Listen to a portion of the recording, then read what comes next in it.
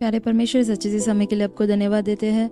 आज के इस बाइबल वाचन समय को भी आप आशीषदायक बना के दीजिए। हम इस वचनों को ध्यान करते वक्त परमेश्वर आपके सम्मुख में वो ग्रहण योग्य होने के लिए प्रार्थना करते हैं।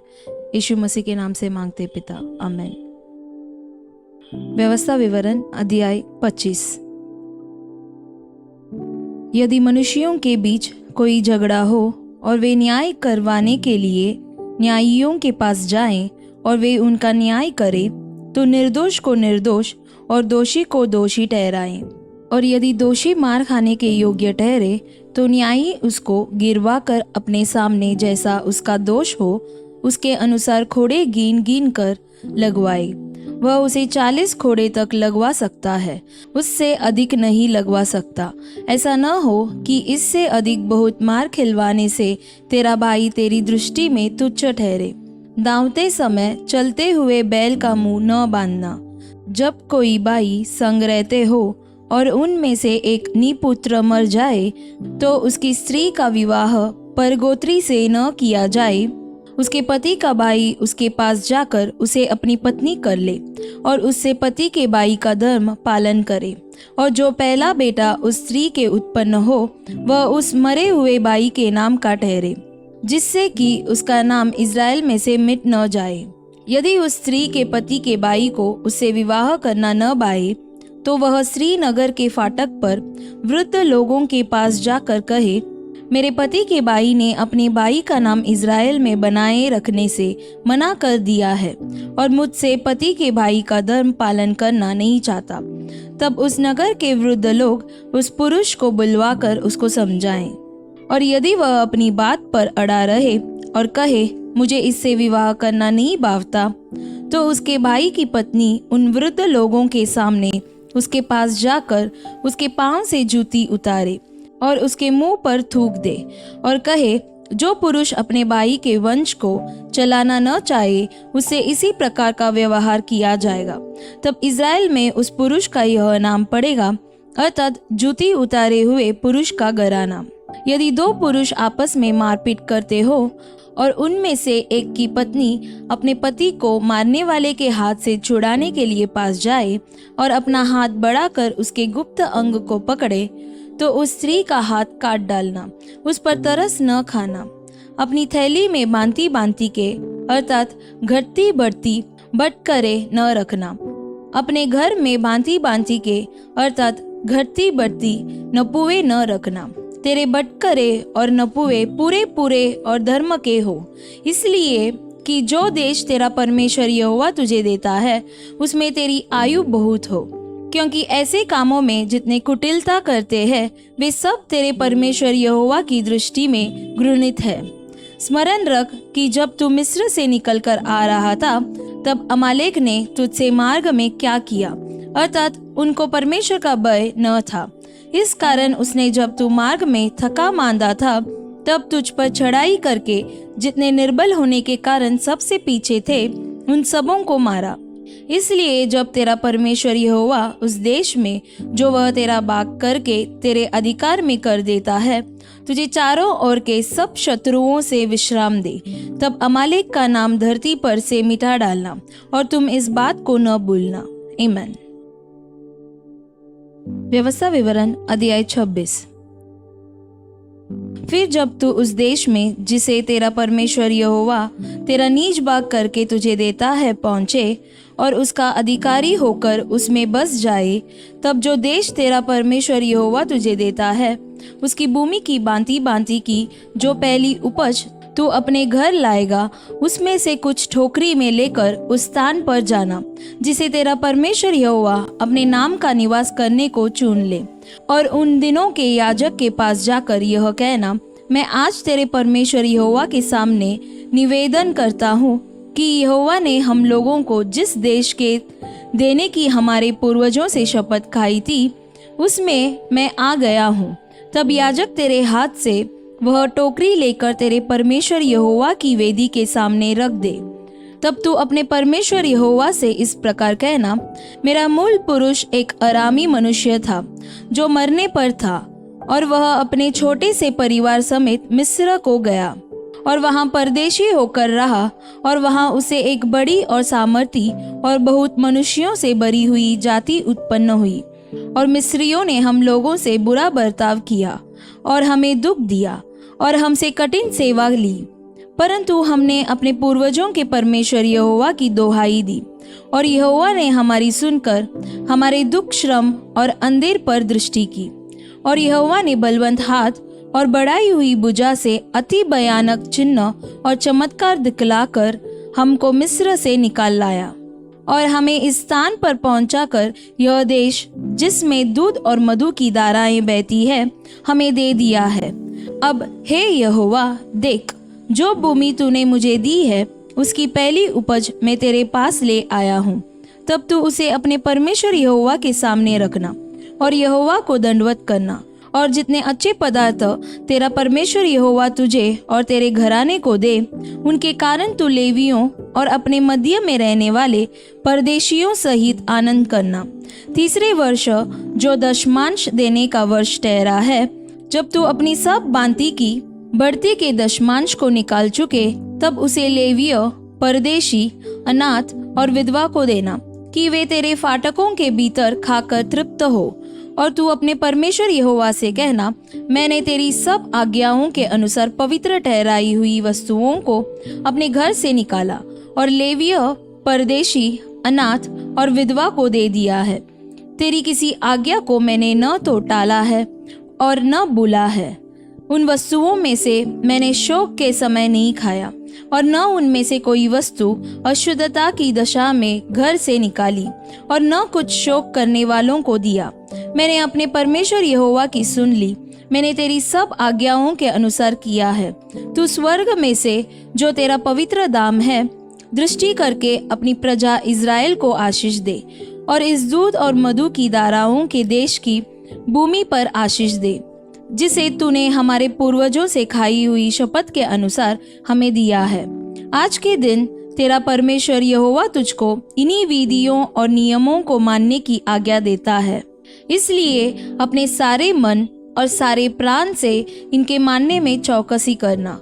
तूने तो आज यहोवा को अपना परमेश्वर मानकर यह वचन दिया है कि मैं तेरे बताए हुए मार्गों पर चलूंगा और तेरी विधियों, आज्ञाओं और नियमों को माना करूंगा और तेरी सुना करूंगा।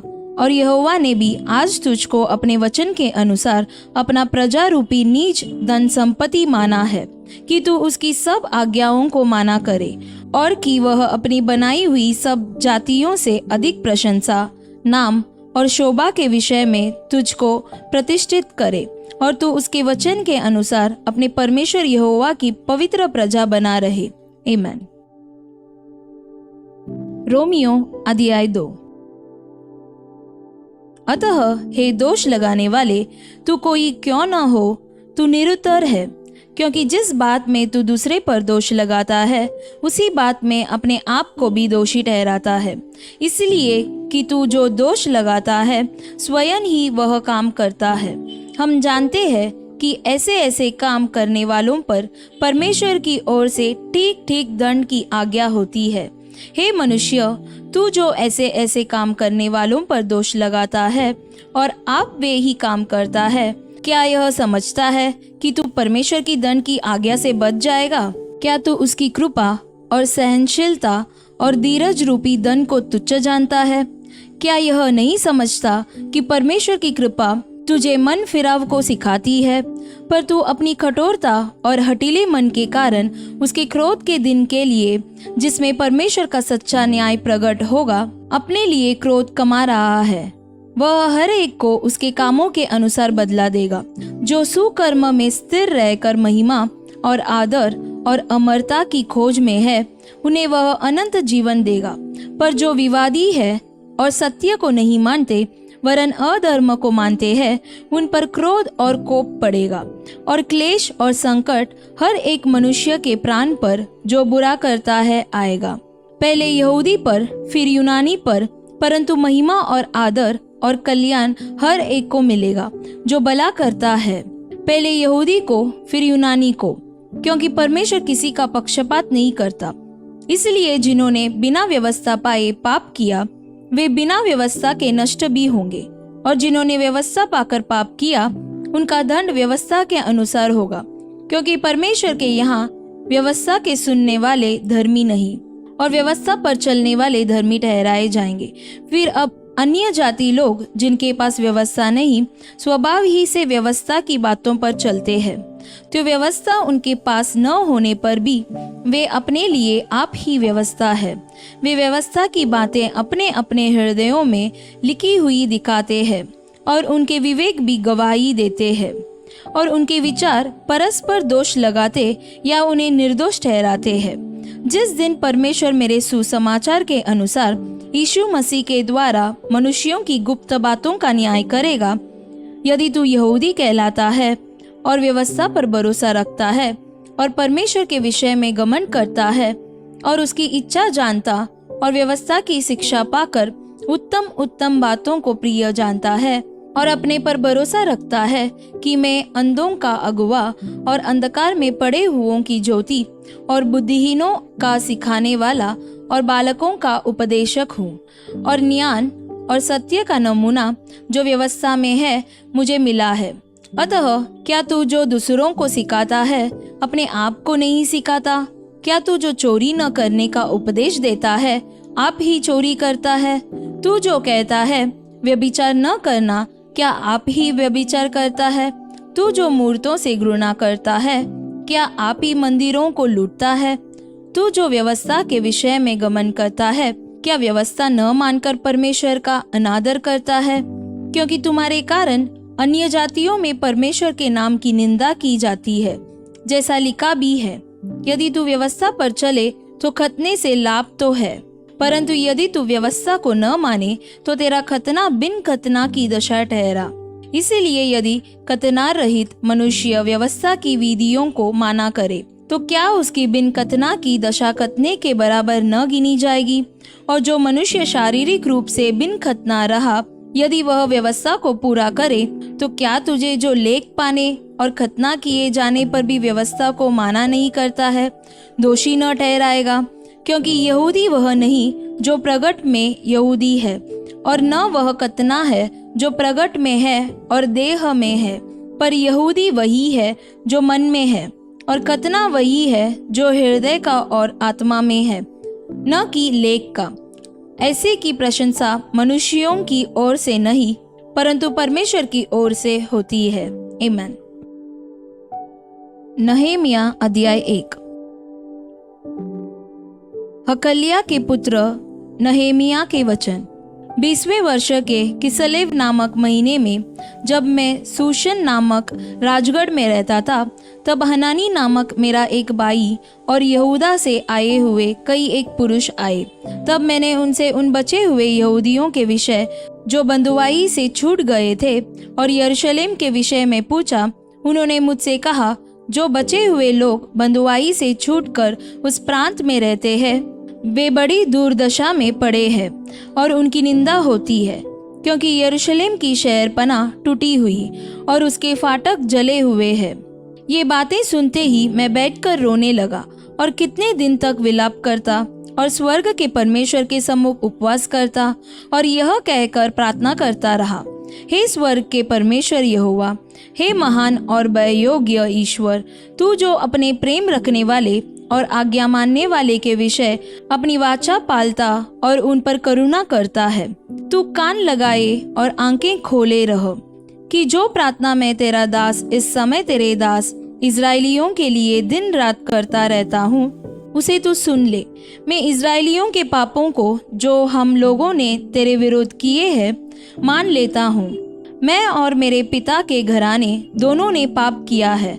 हमने तेरे सामने बहुत बुराई की है और जो आज्ञाएं, विधियां और नियम तूने अपने दास मूसा को दिए थे उनको हमने नहीं माना।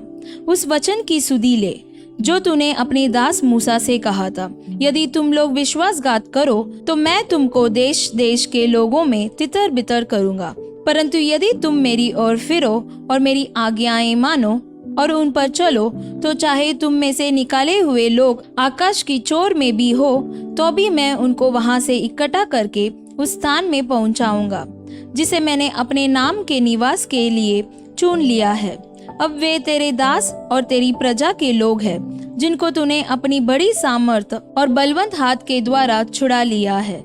हे प्रभु, विनती यह है कि तू अपने दास की प्रार्थना पर और अपने उन दासों की प्रार्थना पर जो तेरे नाम का भय मानना चाहते हैं कान लगा, और आज अपने दास का काम सफल कर और उस पुरुष को उस पर दयालु कर।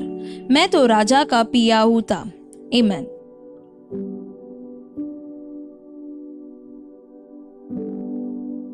प्यारे परमेश्वर, सच्चे से समय के लिए आपको धन्यवाद देते हैं।